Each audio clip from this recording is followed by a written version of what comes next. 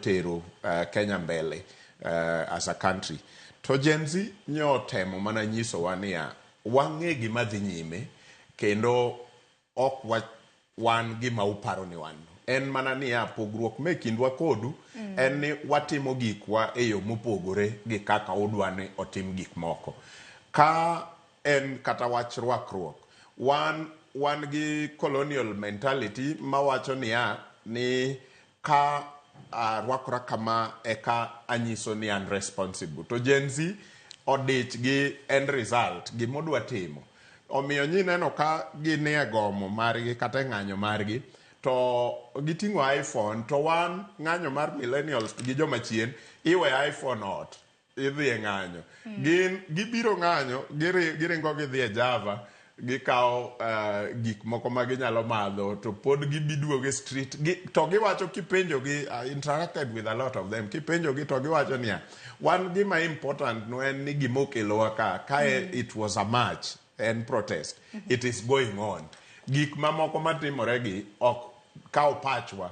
So waneno ka technology kata lony manyasani mobiro gitiyogo positively mondo ginyis duondgi conversation madhi nyime. E kinde machon kata chien kacha Sharon nyok wanyal paro ni Gen Zs would be interested on gimiluongo ni finance bill, the budget cycle of a government.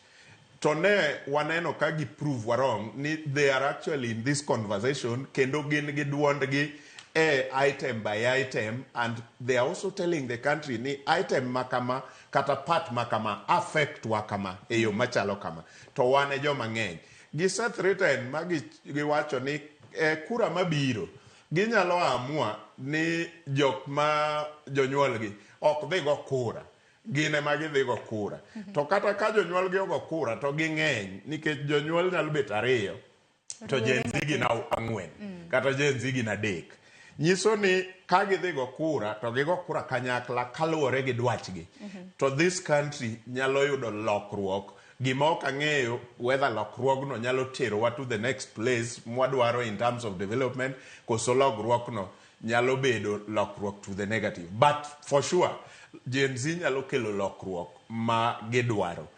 Lokruok ma gidwaro aparo ni en accountability ma owadwa goro ne temo wacho. Accountability in the sense ni kwa golo siling 10 ni mae ushuru mwachoko to be wanyalo neno lokruok kuom tich motinwa kaka jopiny.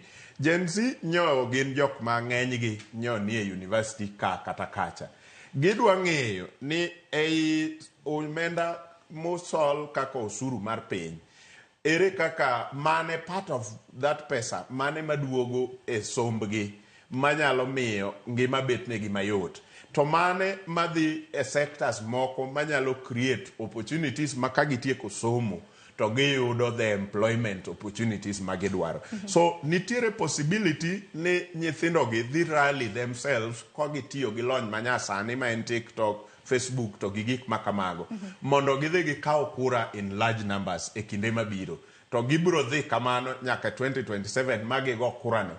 Ang'e ni ka gidhi kaka gidhi ni to ginyalo mobilize themselves ka gitiyo gi lony manyasani magimonde polling stations mbele millennials kawan kata jok ma oang'ewa generation X magikel lokruok abila magidwaro. Koro gimonengo wawari en ni generation na mar millennial to gima chienwa be wang'e dwach jogi nikech pod wan gi role to play in terms of guiding them. Nitiere seche moko everybody nyaka bed gi mentor.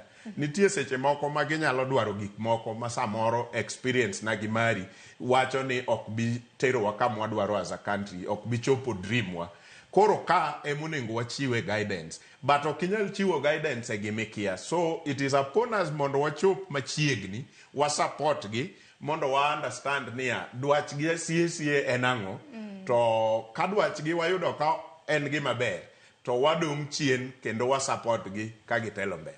Omiyo kini kata mno diche makawuono kwang'eyo kata mna gwenge 7 mabende ng'anyo mamuol biro bedo katimore nyakorom gajuang. Wabiro bedo kwang'eyo ne ochane yo machal nade nikech kata mna Meshack kanyakla kod Peter.